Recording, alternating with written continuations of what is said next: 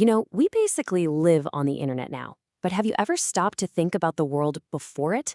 Today, we're going to dive into the incredible, almost forgotten story of how the very first pioneers taught computers to talk to each other across oceans and continents.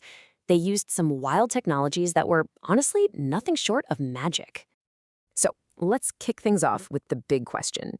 Just picture it. It's the 1960s. There's no Wi-Fi, no fiber optics, nothing like that.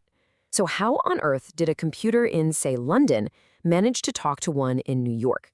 The answer isn't just one simple piece of tech. It's a whole story of some really amazing ingenuity. See, back in the early days, the world had all these super powerful mainframe computers. I mean, these things were incredible machines for their time. But they were also total digital islands.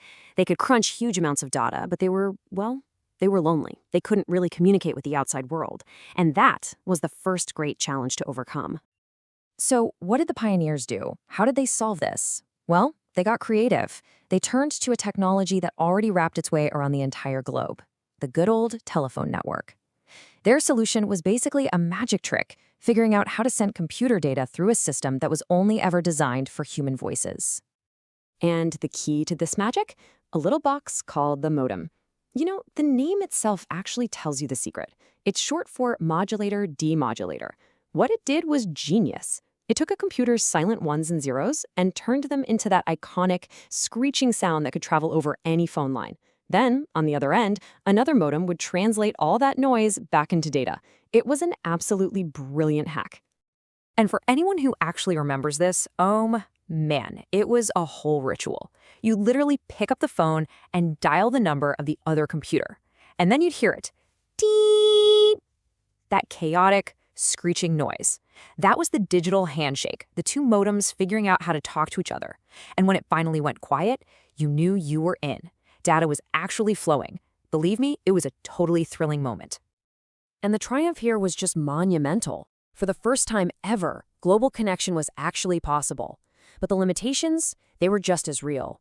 The connections were painfully slow, they'd drop all the time, and you could only connect two computers at once. This whole one-to-one thing, it just wasn't going to scale. So the next problem became crystal clear. How do you get a bunch of computers to share the same line? Right, so solving that problem of congestion and inefficiency, that was going to require a completely new way of thinking. This wasn't just a minor improvement. This was a total revolution in how to move data around. It changed everything. This was the core challenge. If you've only got one data line, how can you possibly let dozens or even hundreds of computers use it at the same time without creating a massive digital traffic jam? That dedicated one-to-one connection just wasn't going to cut it. The solution had to be way more elegant. And that elegant solution was called packet switching. The idea is actually pretty simple, but it is so profound.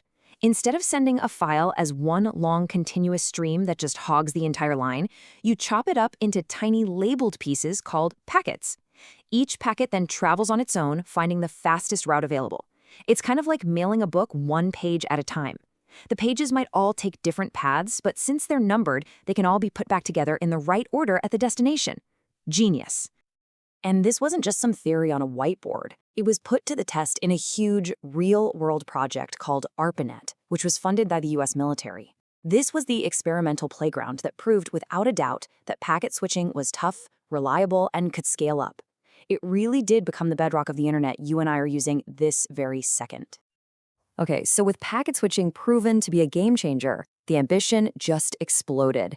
The next big challenge was to build these robust, dedicated networks that could bridge enormous distances. We're talking entire oceans, without having to rely only on the old voice-based phone system anymore. And this ambition really took two main paths. First, you had these specialized networks, like something called X25. You can think of them as private highways built just for data, designed from the ground up for super reliable international links. And at the same time, engineers started looking to the sky, using satellites to just beam data across oceans, completely bypassing the need for physical underwater cables. Now, these weren't just weird side projects or dead ends.